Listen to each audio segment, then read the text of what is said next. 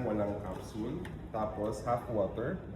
And then add yung 1 sachet ng solution natin sa water. Then yung machine nyo is CTs kasi yun. So press and hold lang yung dalawang buttons together until na makita mo nag-start na siyang mag-blink. And then lungo. And then just press the lungo to start the process. Make sure po na may container kayo dito. So i-empty nyo yung water sa likod.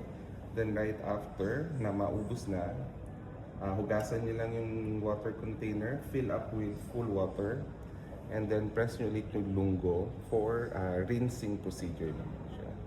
So ubusin niya rin yung water. Minsan, hindi pa siya ready na kahit naubos niya na yung water, lagyan nyo ulit ng tubig, tapos continue lang na for rinsing. Lungo lang yung start button niya.